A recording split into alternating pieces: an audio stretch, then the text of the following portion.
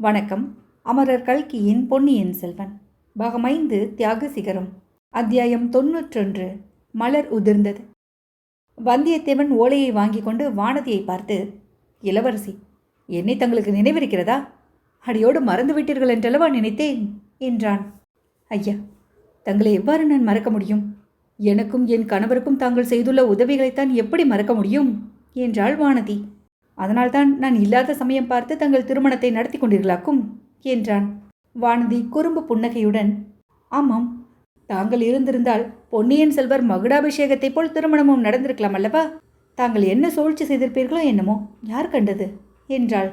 நானா பொன்னியின் செல்வருக்கு மகுடாபிஷேகம் நடக்காதபடி செய்தேன்? பூங்குழலியிடம் போட்டி போட்டுக்கொண்டு தாங்கள் சிங்காதனம் ஏறுவதில்லை என்று செய்த சபதம் அல்லவா அதற்கு காரணம்?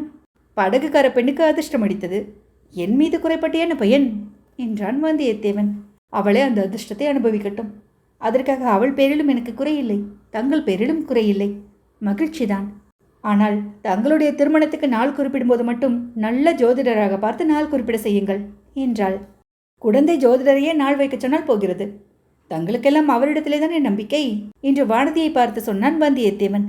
வானதி கலீர் என்று சிரித்துவிட்டு இளைய பிராட்டியை நோக்கி, அக்கா, இவர் குழந்தை ஜோதிடரை பற்றி சொன்னதும் ஒரு விஷயம் ஞாபகம் வருகிறது என்று சொல்லிவிட்டு மறுபடியும் கலகலவென்று சிரித்தாள். எதை நினைத்து கொண்டு சிரிக்கிறாய் வானதி? உன் வயிற்றிலே பிறக்கப் போகிற பிள்ளை 3 உலகத்தையும் ஆளப்போகிறான் என்று அந்த ஜோஷியர் உளறினாரே, அதை எண்ணி சிரிக்கிறாயா என்றாள் குந்தவை. அதை ஏன் உளறல் என்கிறீர்கள் தேவி? அந்த ஜோஷியம் பழிக்கப் போகிறது என்றான் வந்தியத்தேவன். வானதி தன்னை அறியாமல் ஏற்பட்ட கூச்சத்தில் சிரிப்பை அடக்கிக் கொண்டாள். பிறகு, அக்கா, நான் ஒன்று சொல்ல வந்தால் தாங்கள் பேச்சை வேறு பக்கம் திருப்புகிறீர்களே. குழந்தை ஜோஷியரிடம் நான் இளைய பிராட்டிக்கு தகுந்த கணவர் எங்கிருந்து வரப்போகிறார் என்று கேட்டேன். இந்த நிமிஷமே ஆகாசத்திலிருந்து வந்து குதித்தாலும் குதிப்பார் என்றார் ஜோஷியர். மறு நிமிடம் இவர் ஜோஷியருடைய சீடனுடன் சண்டையிட்டு கொண்டே உள்ளே வந்து குதித்தார். அந்த சம்பவத்தை நினைத்து சிரித்தேன் என்றாள். குந்தவை பொங்கி வந்து சிரிப்பை அடக்கி கொண்டு கள்ள கோபத்துடன், போதும் உன் விளையாட்டு, அவசரமாக வந்திருக்கும் மொழியை இவர் படிக்கட்டும் என்றாள். வந்தியத்தேவன் ஓலையை படித்தபோது அவனுடைய முகத்தில் தோன்றிய கவலைக்குறியை 2 பெண்மணிகளும் கவனித்தார்கள். என்ன செய்தி? கந்தமாறன் என்ன எழுதியிருக்கிறான் என்று இளைய பிராட்டி ஆர்வத்துடன் கேட்டாள். தாங்களே படித்து பாருங்கள் என்று வந்தியத்தேவன் ஓலையை குந்தவையிடம் கொடுத்தான். ஓலையில் பின்வருமாறு எழுதியிருந்தது. என் அருமை தோழனாகிய வல்லவரையன் வந்தியத்தேவனுக்கு, நான் உனக்கு செய்த குற்றங்களையும் இழைத்த அநீதிகளையும் மன்னித்துவிட்டு என் சகோதரி மணிமேகலையை கடைசி முறை பார்ப்பதற்காக உடனே புறப்பட்டு வந்து சேரவும். இளஞ்சம்புவரையன் கந்தமாறன். குந்தவை அதை படித்துவிட்டு, ஒரு விதத்தில் இது நல்ல செய்திதான். மணிமேகலை அகப்பட்டு விட்டாள் என்று தெரிகிறது என்றாள். அதென்ன, மணிமேகலை எங்கே போயிருந்தாள் என்று வந்தியத்தேவன் வியப்புடன் வினவினான். மணிமேகலையை பற்றிய செய்தி ஒன்றுமே தங்களுக்கு தெரியாதா? தெரியாது. தங்களை கேட்கவே எண்ணியிருந்தேன். நானும் சொல்ல விரும்பினேன். ஆனால் இவ்வளவு கல் நெஞ்சுடன் அவளை பற்றி விசாரிக்காமல் இருப்பவரிடம் எப்படி அவள் பேச்சை எடுப்பதென்று தயங்கினேன். தேவி, மணிமேகலை விஷயத்தில் நான் கல் நெஞ்சனானது எப்படி? அவளை பொறுத்த வரையில் நான் இறந்தவனாகிவிட்டேன் அல்லவா? இல்லை, அவளுக்கு தாங்கள் இறந்தவராகவில்லை, இரவா வரம் பெற்ற அமரராகிவிட்டீர்கள். போகட்டும், இப்போதாவது மணிமேகலையை பற்றி சொல்லுங்கள். சொல்வதற்கே வருத்தமாயிருக்கிறது. செம்பியன் மாதேவி மணிமேகலை தம்முடன் இருக்கட்டும் என்று எவ்வளவோ சொன்னார். சம்புவரையர் அதற்கு இணங்கவில்லை. கந்தமாறன் எல்லை பாதுகாப்புக்கு போய்விடுவான் என்றும் தன் புதல்வியாவது தம்முடன் இருக்க வேண்டும் என்று வற்புறுத்தி அழைத்து சென்றார். கடம்பூர் மாளிகை எரிந்து போய்விட்டபடியால் பாலாற்றின் வடக்கரையில் புதிய மாளிகை கட்டிக்கொள்ள சக்கரவர்த்தியின் அனுமதியும் பெற்றுக்கொண்டு புறப்பட்டார். வழியில் வீரநாராயணபுரத்துக்கு அருகில் இரவு நேரத்தை கழிப்பதற்காக கூடாரம் போட்டுக்கொண்டு தங்கினார். மறுநாள் பொழுது விடிந்து பார்த்தால் மணிமேகலையை காணவில்லையாம். ஒருவேளை இங்கே திரும்பி ஓடி வந்து விட்டாலோ என்று பார்ப்பதற்காக ஆள் அனுப்பினார். இங்கே வரவில்லை என்று சொல்லி அனுப்பினோம். அது முதல் எங்களுக்கெல்லாம் ஒரே கவலையாக இருந்தது. ஒருவேளை வீரநாராயண ஏரியில் விழுந்து உயிரையே மாய்த்து கொண்டிருப்பாளோ என்று நினைத்து நினைத்து வருந்தினோம். 4 திசைகளிலும் ஆட்கள் தேடிக்கொண்டிருப்பதாக செய்தி கிடைத்தது. கந்தமாறனுடைய ஓலையிலிருந்து மணிமேகலை இருக்குமிடம் தெரிந்து அவளை கண்டுபிடித்து விட்டார்கள் என்று தோன்றுகிறது. அவளை நான் போய் பார்ப்பதிலே தான் என்ன பயன்? என்னை அவள் தெரிந்து கொள்ளப் போவதில்லை என்றான் வந்தியத்தேவன். இருந்தாலும் தாங்கள் அவசியம் போக வேண்டும், கடைசி முறையாக என்று கந்தமாறன் எழுதியிருக்கிறான். அதன் பொருள் என்னவோ தெரியவில்லை என்றாள் குந்தவை. அக்கா, இவர் கொஞ்சமும் ஈவு இரக்கமற்றவர். மணிமேகலையின் அன்புக்கு கொஞ்சமும் பாத்திரமில்லாதவர். ஒவ்வொருவர் அன்புக்காக பெரிய சாம்ராஜ்யத்தை தியாகம் செய்கிறார்கள். இவரோ ஒரு பிரயாணம் செய்வதற்கு கூட தயங்குகிறார் என்று வானதி ஒரு போடு போட்டாள். வந்தியத்தேவன், இளவரசி, உலகத்தில் ராஜ்யங்கள் கொஞ்சமாகத்தான் இருக்கின்றன. ஆகையால் அன்புக்காக ராஜ்யத்தை தியாகம் செய்கிற காரியம் சிலராலே தான் முடியும். ஆனால் முதலில் தாங்கள் கூறியது உண்மையே. மணிமேகலையின் அன்புக்கு நான் சிறிதும் தகுதி இல்லாதவன். தெய்வத்தினிடம் வைக்க வேண்டிய காதலை அவள் என்னிடம் வைத்துவிட்டாள். நான் தேவன் அல்ல, குற்றம் குறைகள் உள்ள சாதாரண மனிதன். மணிமேகலையின் அன்பு கடவுளுக்கு அர்ப்பணமாக வேண்டியது என்றான். இருந்தாலும் தாங்கள் ஒரு தடவை அவளை போய் பார்த்துவிட்டு வருவதில் தவறொன்றுமில்லையே. கந்தமாறனும் கடைசி தடவையாக என்றுதானே எழுதியிருக்கிறான் என்றாள் குந்தவை. நான் போக மாட்டேன் என்று சொல்லவில்லையே. போவதில் பயனுண்டா என்றுதான் சந்தேகிக்கிறேன். நான் அவளுக்கு இறந்து போனவனாயிற்றே என்று தயங்குகிறேன். ஆயினும் கடைசி தடவையாக என்று கந்தமாறன் எழுதியிருப்பதன் பொருள் நன்றாக விளங்கவில்லை. அப்புறம் அவளை பார்க்கக்கூடாது என்று கட்டுப்பாடு விதிக்கப் போகிறானா என்ன? அல்லது புத்த மதத்தாரின் கன்னியா மடத்தில் அவளை கொண்டு போய் சேர்த்து விடப் போகிறானா? தாங்கள் ஒரு நாள் பிரயாணம் செய்தால் எல்லாம் தெரிந்து விடுகிறது என்றாள் குந்தவை. வந்தியத்தேவன் பழைய அறையிலிருந்து வீரநாராயணபுரத்துக்கு ஒரு நாள் தான் பிரயாணம் செய்தான். ஆனால் முன்முறைகளில் போலன்றி இந்த தடவை அந்த ஒரு நாள் ஒரு யுகம் செல்வது போல் சென்றது. அவனுடைய உள்ளத்தில் அவ்வளவு நினைவுகளும் அனுபவங்களும் குமரி கொண்டிருந்தன. முதலில் அவன் இந்த வழியாக தஞ்சை சென்றபோது எத்தனையோ இனிய காட்சிகளை கண்டான். எவ்வளவோ ஆகாச கோட்டைகள் கட்டினான். அவையெல்லாம் ஆகாச கோட்டைகளாக போய்விடவில்லை. நடக்க முடியாத பல காரியங்கள் நடந்தேறிவிட்டன. சோழ நாட்டின் செல்வகுமாரரை, தமிழகமெல்லாம் போற்றி கொண்டாடிய வீர இளவரசரை, தன் கையில் வந்த சாம்ராஜ்ய மகுடத்தை இன்னொருவர் சிரசில் சூட்டி அதனால் மேருமலையை விட உயர்ந்து தியாக சிகரமாக விளங்கும் பொன்னியின் செல்வரை அவன் தன் உயிர் நண்பராக பெற்றான். அத்தகைய பொன்னியின் செல்வர் போற்றி வணங்கும் இளைய பிராட்டியின் இதயத்தில் இடம் பெற்றான். ஈழ நாட்டிலுள்ள சோழ சைன்யத்தின் மாதண்ட நாயகன் பதவியை அடைந்தான். இவ்வளவும் தன் சாமர்த்தியத்தினால் என்று சொல்ல முடியுமா? ஒரு நாளும் இல்லை. கடம்பூர் மாளிகைக்கு அன்றிரவு தான் தற்செயலாக போய் சேர்ந்ததும், அங்கே சிற்றரசர்கள் செய்த சதி ஆலோசனையை அறிந்ததும் பின்னால் தொடர்ந்த நிகழ்ச்சிகளுக்கெல்லாம் காரணமாயின. இந்த 8 மாத காலத்துக்குள் எவ்வளவோ காரியங்கள் நடந்துவிட்டன. அவற்றில் சில முக்கியமானவை.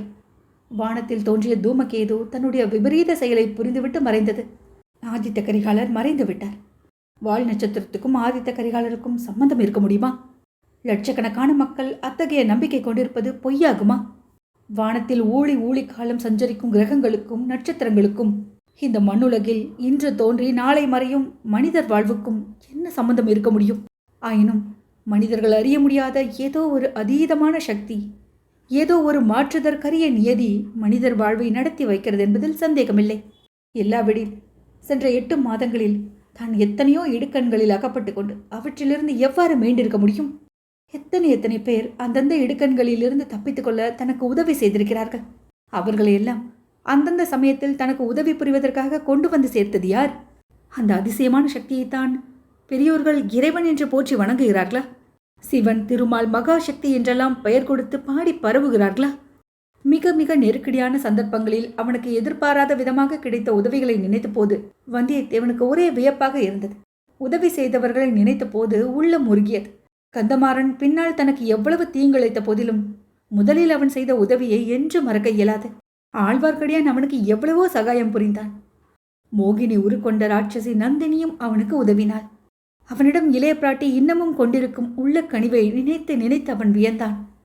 ஓடக்கார பெண் பூங்குழலி செய்திருக்கும் உதவியை 7 பிறவிகளிலும் மறக்க முடியாது. அவள் சோழ சாம்ராஜ்ய சிங்காதனத்தில் வீற்றிருக்க தகுதி வாய்ந்தவளே. சேந்தன் அமுதனாக முதலில் அவன் அறிந்த உத்தம சோழர் செய்த உதவியை என்னவென்று சொல்வது? அதற்கு ஈடு இணை உண்டா? அவரை வைத்தியர் மகனின் ஈட்டியிலிருந்து காப்பாற்றியதனால் தன் நன்றி கடனை செலுத்திவிட்டதாகுமா? ஒரு நாளும் இல்லை. தன் உடலில் உயிர் உள்ள வரையில் சோழ குலத்துக்கு தான் தொண்டு செய்வதன் மூலமாகத்தான் அந்த குலத்துக்கு தான் பட்ட கடனை தீர்க்க முடியும். அப்புறம் தனாதிகாரி பெரிய பழுவேட்டரையர் தமது நெடிய திருமேனியில் 64 போர்க்காயங்களை தாங்கிய அந்த மகா வீரரை பார்க்க கொடுத்து வைத்தால் அதுவே தான் செய்த பெரும் பாக்கியம் என்று அவன் நினைத்திருந்த காலம் உண்டு. அவரை பார்த்ததுமல்லாமல் அவருடைய அனாவசியமான கோபத்துக்கும் துவேஷத்துக்கும் அவன் உள்ளாக நேர்ந்தது. கடைசியாக அவ்வளவுக்கும் அவர் பரிகாரம் செய்துவிட்டார். தான் எறிந்த கத்தி குறி தவறி ஆதித்த கரிகாலரை கொன்றுவிட்டதாக ஒப்புக்கொண்டு அவனை விபரீதமான பழியிலிருந்தும் கொடுந்தண்டனையிலிருந்தும் காப்பாற்றினார். அவரல்லவோ மகான்.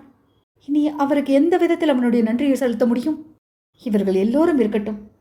அந்த பேதை பெண் மணிமேகலை, அவள் எதற்காக இவனிடம் இத்தகைய தெய்வீகமான அன்பு வைக்க வேண்டும்? ஏன் இப்படி பைத்தியமாக வேண்டும்? இவனை காப்பாற்ற வேண்டி கொலை குற்றத்தை தான் ஏற்றுக்கொள்ள ஏன் முன்வர வேண்டும்? எல்லாம் அந்த மூடன் கந்தமாறனால் வந்த வினை. முதலில் கந்தமாறன் மணிமேகலையிடம் இவனை பற்றி இந்திரன், சந்திரன், அர்ஜுனன், மன்மதன் என்றெல்லாம் புகழ்ந்திருக்கிறான். அப்போதே அந்த பேதை பெண் அவளுடைய உள்ளத்தை பறிகொடுத்து விட்டால் போலும். அதெல்லாம் வந்தியத்தேவனுக்கு தெரியாது. என் தங்கியை நீ மறந்துவிடு, பெரிய இடத்தில் அவளை கொடுக்கப் போகிறோம் என்று கந்தமாறன் சொன்னதும் வந்தியத்தேவன் உண்மையாகவே அவளை மறந்துவிட முயன்றான். இளைய பிராட்டியை சந்தித்ததும் அதற்கு துணையாக இருந்தது. ஆனால் மணிமேகலையோ தன் மனதை மாற்றிக்கொள்ளவே இல்லை, மாற்றிக்கொள்ள முயலவும் இல்லை. பலர் அறிய அவள் உள்ளத்தை வெளிப்படுத்த தயங்கவும் இல்லை. என்ன இனிய குணம் படைத்த பெண்! எவ்வளவு அடக்கம், அமெரிக்கை! அவளுடைய மனம்தான் எத்தனை தூய்மையானது! பச்சை குழந்தையை போன்ற உள்ளம். உண்மையிலேயே அவள் குழந்தைதான். பால் போன்ற மனம், அதில் பல குறும்புத்தனம். தன்னை இறந்து விட்டவனாக அவள் எண்ணிக்கொண்டிருப்பது மிகவும் நல்லது. எப்போதுமே சித்தப்பிரமை கொண்டவளாக அவள் இருந்து விட மாட்டாளே. சில காலம் போனால் உள்ளம் தெளிந்துவிடும். வேறொரு வீர வாலிபனை மணந்து அவள் ஆனந்த வாழ்க்கை நடத்துவாள். உண்மையில் இப்படி நடக்குமா? அல்லது என்னை நானே ஏமாற்றிக் கொள்கிறேனா? மணிமேகலையை இந்த நிலைக்கு உள்ளாக்குவதற்கு நான் பொறுப்பாளியாவேனோ? கடைசி முறை பார்ப்பதற்கு வரவும் என்று கந்தமாறன் எழுதியிருப்பதன் பொருள் என்ன? ஒருவேளை அந்த எண்ணமே எவ்வளவு வேதனை தருகிறது! வந்தியத்தேவனுடைய எண்ணங்களின் வேகத்தை ஒட்டி அவன் ஏறியிருந்த புறவியும் வேகமாக சென்றது. நல்ல வேளையாக கொள்ளிட நதியில் பெரும் வெள்ளம் போகவில்லை. படகும் தேவையாக இல்லை. குதிரை மாற்ற வேண்டிய அவசியமும் ஏற்படவில்லை. கரையோரமாக சென்று கொண்டிருந்த சிறிய பிரவாகத்தில் குதிரையை இறக்கிவிட்டு கடந்து பறந்து விரிந்திருந்த வெண்மணல் திட்டுகளையும் கடந்து அக்கறையை அடைந்தான். கடம்பூர் மாளிகை தீயில் எரிந்து கரி ஏறிய சில தூண்களும் சுவர்களுமாக நின்ற கோர காட்சியை தூரத்திலிருந்தே பார்த்துவிட்டு மேலே சென்றான். வீரநாராயணபுரத்துக்கு அருகிலேயே கந்தமாறனுடைய ஆட்கள் அவனுக்காக காத்திருந்தார்கள். சின்ன எஜமானர் எங்கே என்று அவன் கேட்டதற்கு ஏரிக்கரையில் படகுடன் காத்திருக்கிறார் என்று பதில் வந்தது. ஏரிக்கரையில் எதற்காக காத்திருக்க வேண்டும் என்று சிந்தித்து கொண்டே வந்தியத்தேவன் வீரநாராயண ஏரியை அணுகினான். அந்த ஏரியின் நெடிதுயர்ந்த கரை ஒரு பெரும் கோட்டை சுவர் போல் அப்பால் இருந்த தண்ணீர் பரப்பை மறைத்து கொண்டிருந்தது. முதல் முறை அந்த ஏரிக்கரைக்கு அவன் வந்தபோது 18ஆம் பெருக்கு விழாவுக்காக அங்கே மக்கள் திரண்டு இருந்ததையும் ஆண்களும் பெண்களும் குழந்தைகளும் கோலாகலமாக ஆடி பாடி விளையாடி விருந்துண்டு மகிழ்ந்ததையும் நினைவு கூர்ந்தான். இப்போது அந்த ஏரிக்கரையில் அவ்வளவு அதிக ஜனங்களை காணவில்லை. அங்கொருவர் இங்கொருவர் தான் காணப்பட்டார்கள். ஏரியில் எல்லா மடைகளிலிருந்தும் அச்சமயம் தண்ணீர் குபு குபுவென்று பாய்ந்து கொண்டிருந்தது. அவ்விதம் தண்ணீர் பாயும் ஓசை சந்தை இரைச்சல் போன்ற பேரொளியாக கேட்டது. இச்சமயம் ஒரு சில கணவாய்களிலிருந்து மட்டும் மெல்லிய சலசல ஒளியுடன் தண்ணீர் பாய்ந்து கொண்டிருந்தது. ஏதோ சோக கீதத்தை பாடிக்கொண்டு நடனமாடும் நாட்டிய பெண்ணின் சிலம்பின் புலம்பலை போல் அது தொனித்தது. செங்குத்தாக உயர்ந்த ஏரிக்கரையின் மேல் குதிரையை லாவகமாக வந்தியத்தேவன் ஏற்றி உச்சியை அடைந்தான். அங்கிருந்து அவன் கண்முன் தோன்றிய காட்சியும் மாறுதலாகவே இருந்தது. தண்ணீர் நிறைந்து ததும்பி ஏரிக்கரையை உடைக்க முயல்வது போல் அலைமோதி கொண்டிருக்கவில்லை. கரையின் அடிப்பகுதியிலிருந்துதான் தண்ணீர் பரப்பு தொடங்கியது. தண்ணீரின் செங்காவி நிறம் அடியோடு மாறி பளிங்கு போல் தெளிந்திருந்தது. கரையோரமாக அள்ளியும் செங்கழு நீரும் தாமரையும் நீலோத்பலமும் இளம் இலை, முற்றிய இலை, இளம் மொட்டு, பாதி விரிந்த மொட்டு, முழுவதும் மலர்ந்த மலர் என்று இவ்வளவு பிரிவினையுடன் அடர்ந்து தழைத்திருந்தன. சிற்சில இடங்களில் தண்ணீரே அவற்றினால் மூடப்பட்டிருந்தது. ஏரியின் தென்கரை ஓரமாக வடவாற்றிலிருந்து நீரோட்டம் சுழிகளும் சுழல்களுமாக வந்து ஏரி நீரில் கலந்து கொண்டிருக்கவில்லை. அந்த ஆற்று நீரோட்டத்தின் வழியாக வெண் சிறகு விரிந்த அன்னப்பட்சிகளைப் போல் படகுகள் மிதந்து வந்து கொண்டிருக்கவும் இல்லை. நதியின் வெள்ளம் ஓடிக்கொண்டிருந்த ஏரி ஓர பகுதிகளில் இப்போது மரங்களும் செடிகளும் நாணல் புதர்களுமாக காட்சியளித்தன. அவற்றின் இடையிடையே வெள்ளை கொக்குகளும் நாரைகளும் ஒற்றை காலில் நின்று தவம் செய்து கொண்டிருந்தன. இவற்றை எல்லாம் கவனிப்பதற்கு வந்தியத்தேவனுக்கு சில வினாடிகளுக்கு மேல் ஆகவில்லை. அதற்குள் சற்று தூரத்தில் ஏரி கரையோரமாக நின்ற படகு அவன் காட்சிக்கு வந்தது. அந்த படகில் இருப்பவர்களில் ஒருவன் கந்தமாறன் என்பதையும் தெரிந்து கொண்டான். உடனே அந்த இடத்தை நோக்கி குதிரையை விரைந்து செலுத்தினான். குதிரையின் மேலிருந்து தாவி குதித்து படகை அணுகினான். கந்தமாறன் ஒரு கையை நீட்டி வந்தியத்தேவன் கரத்தை பிடித்து படகில் ஏற்றி கொண்டான். படகுக்காரர்களுக்கு படகை விடும்படி சமிஞை செய்துவிட்டு வந்தியத்தேவனை கண்ணீர் ததும்பிய கண்களினால் சோகமாக பார்த்தான். நண்பா, சீக்கிரமாகவே வந்துவிட்டாய். மிக்க வந்தனம். இன்று வராமல் நாளைக்கு நீ வந்திருந்தால் ஒருவேளை மணிமேகலையை உயிருடன் பார்த்திருக்க முடியாது என்றான். வந்தியத்தேவன் கல் நெஞ்சு படைத்தவன் என்பது உண்மைதான். நெஞ்சில் அவ்வளவு உறுதி இல்லாவிட்டால் சென்ற 8 மாதத்தில் அவன் அத்தனை காரியங்களை அலட்சியமாக செய்திருக்க முடியுமா? தனக்கோ மற்றவர்களுக்கோ நேரக்கூடிய அபாயங்களை பற்றி சிறிதும் சிந்திக்காமல் உயிரை திருணமாக மதித்து பல நெருக்கடியான சந்தர்ப்பங்களில் நடந்து கொண்டிருக்க முடியுமா? அத்தகைய நெஞ்சுறுதி படைத்தவன் கந்தமாறனின் வார்த்தைகளை கேட்டு கலங்கிவிட்டான். கடைசி தடவை பார்ப்பதற்கென்று கந்தமாறன் எழுதியதன் பொருள் இப்போது ஐயமின்றி விளங்கிவிட்டது. அவனுடைய கண்களில் கண்ணீர் ததும்பி கலகலவென்று கன்னங்களில் வழிந்து ஓடியது. கந்தமாறா, மணிமேகலின் உயிருக்கே ஆபத்தா? அதெப்படி? அவள் சித்தந்தானே தவறிவிட்டது. அதுவும் உன்னையும் என்னையும் பற்றிதானே என்று தத்தளிப்புடன் வினவினான் வந்தியத்தேவன். நண்பா, இப்போது மணிமேகலையின் சித்தம் தெளிந்து விட்டது. ஆனால் இன்னும் எத்தனை நேரம் உயிரோடு இருப்பாளோ தெரியாது. உன்னை பார்க்கும் வரையில் உயிரோடு இருக்க வேண்டும் என்று தெய்வங்களையெல்லாம் வேண்டிக் கொள்கிறேன் என்று சொன்னான் கந்தமாறன். பிறகு அவன் அறிந்தபடி நடந்த சம்பவங்களை பின்வருமாறு கூறினான். காஞ்சியில் கந்தமாறன் சக்கரவர்த்தி வந்து தங்குவதற்காக பொன் மாளிகையை செப்பனிட்டு கொண்டிருந்தான். அப்போது சம்புவரையர் மணிமேகலையையும் அழைத்து கொண்டு புறப்பட்டு விட்டதாக கேள்விப்பட்டான். அதைத் தொடர்ந்து வீரநாராயண ஏரிக்கரையில் மணிமேகலை காணாமல் போய்விட்டாள் என்ற செய்தியும் கிடைத்தது. உடனே பார்த்திபேந்திரனிடம் விடை பெற்று கொண்டு தங்கையின் கதியை அறிவதற்காக புறப்பட்டு ஓடி வந்தான். அவனுடைய தந்தை துயரம் மிகுதியினால் ஏறக்குறைய பித்து பிடிக்கும் நிலையில் இருந்தார். இரவில் கூடாரத்திலே படுத்தார். பொழுது விடிந்தால் காணவில்லை. இதை தவிர அவரிடமிருந்து வேறு தகவல் எதுவும் கிடைக்கவில்லை. பழையாறைக்கு ஆள் விட்டிருப்பதாக கூறினார். எரிந்து பாழாய் கிடந்த கடம்பூர் மாளிகையிலும் சுற்றுப்புறங்களிலும் தேடி பார்த்தாகி விட்டதென்றும் சொன்னார். கந்தமாறன் தானும் தேட ஆரம்பித்தான். பழையாறைக்கு அவள் திரும்பி போயிருப்பாள் என்று கருதவில்லை. ஏரியில் விழுந்து மூழ்கியிருக்கலாம் என்று எண்ணி தேடி பார்த்து அவளுடைய உடலையாவது கண்டுபிடிக்க வேண்டும் என்று எண்ணினான். ஒருவேளை உயிருடனே ஏரியை சூழ்ந்திருந்த காடுகளில் அவள் சுற்றி அலைந்து கொண்டிருக்கலாம் என்ற ஆசையும் மனதில் இருந்தது. ஏரிக்கரையோடு சுற்றி சுற்றி அலைந்து தேடினான். ஏரியிலிருந்து கிளம்பிய கணவாய்களோடு சிறிது தூரம் சென்று தேடினான். ஏரியில் குறுக்கு நெடுக்காகவும் கரையோரமாகவும் படகு விட்டு கொண்டு போய் தேடினான். ஏரியை சூழ்ந்திருந்த காடுகளிலும் தேடினான்.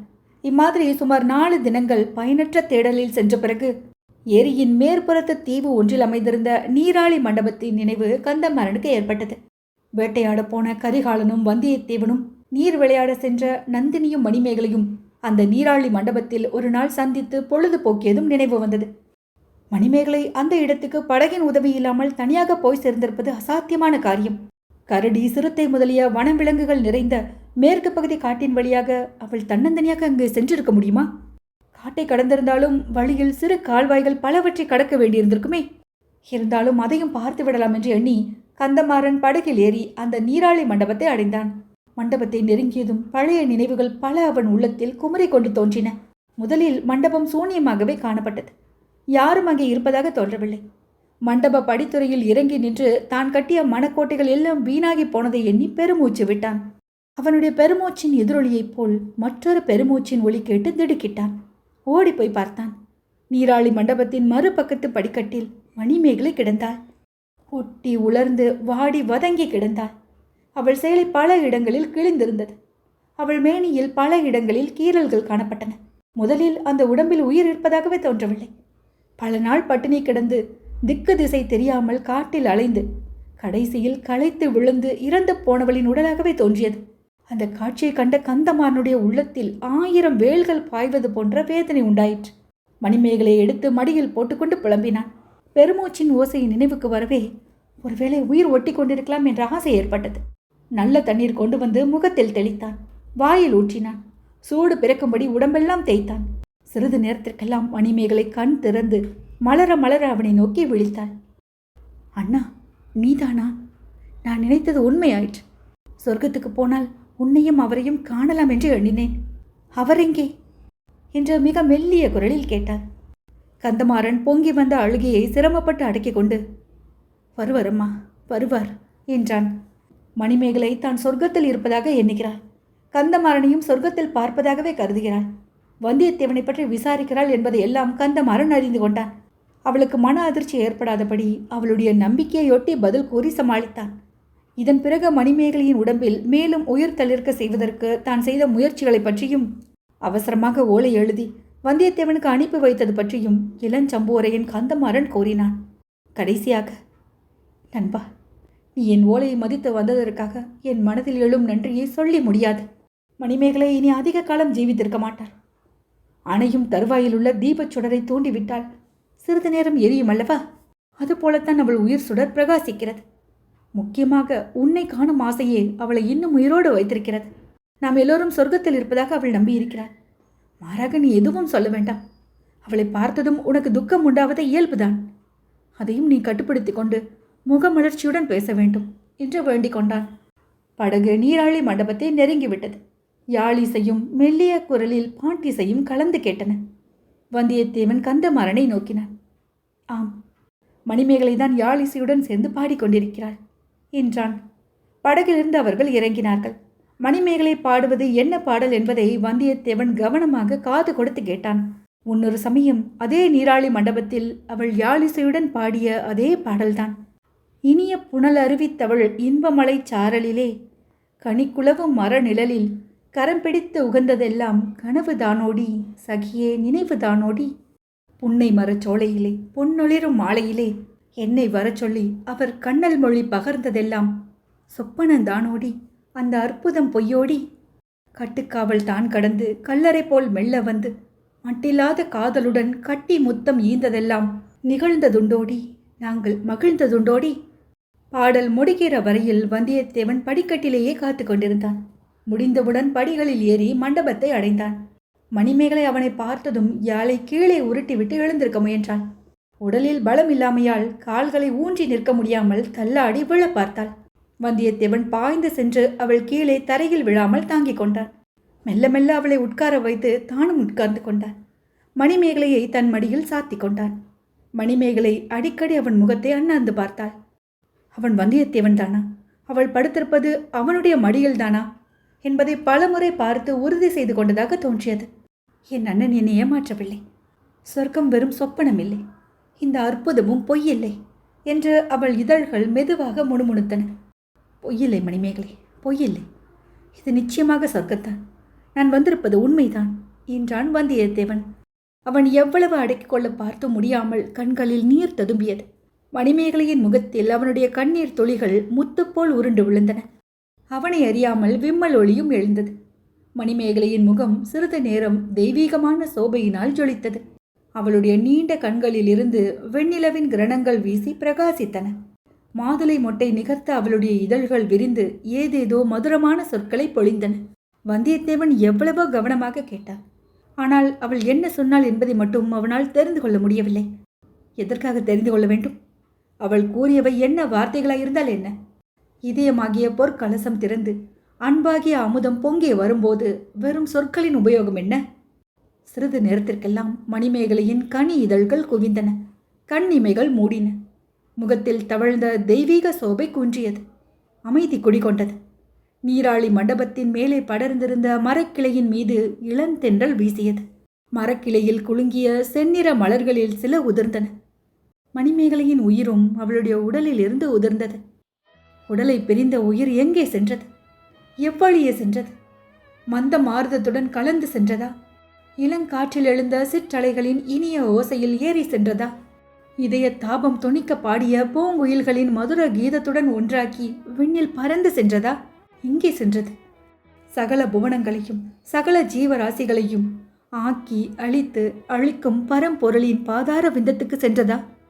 அல்லது கண்ணீர் பெருக்கும் கற்சிலை போல் நினைவற்று உட்கார்ந்திருந்த வந்தியத்தேவனுடைய உள்ளத்திலே தான் கலந்து போய்விட்டதா? யாருக்கும் தெரியாது. தெரிந்தாலும் சொல்ல முடியாது. ஒன்று மட்டும் நிச்சயம். வேடிக்கையும் விளையாட்டும் குறும்பும் குதூகலமும் துணிவும் துடுக்கும் துணிச்சலும் உருக்கொண்டவனாக இருந்த வந்தியத்தேவனை இனி நாம் காணப்போவதில்லை. கனிந்த உள்ளமும் கருணையும் விவேகமும் வந்தியத்தேவனை அந்த கணத்தில் வந்து அடைத்தன. மணிமேகலையாகிய தெய்வம் அவன் இதய கோவிலில் குடிகொண்டார். இனி அவன் எங்கே சென்றாலும் என்ன காரியம் செய்தாலும் அந்த தெய்வம் அவனுக்கு துணை புரியும். வல்லவரையன் வந்தியத்தேவன் நல்ல பணிகள் பல செய்ய வல்லவனாவான். அவனை அறிந்த அனைவராலும் வந்தனை செய்வதற்கு உரியவனாக விளங்குவான். வீரனே, உன்னிடமிருந்து தற்சமயம் விடைபெற்றுக் கொள்கிறோம். உன் துயரம் நிறைந்த சிந்தனைகளில் நாங்கள் குறுக்கிட விரும்பவில்லை. அருள்மொழிவர்மரின் அருமை நண்பனே, நீடூழி நீ வாழ்வாயாக. வீரத்தமிழரின் மரபில் உன் திருநாமம் என்றும் நிலைத்து விளங்குவதாக. அத்தியாயம் 91 நிறைவுற்றது. பொன்னியின் செல்வன் நாவல் நிறைவடைந்தது.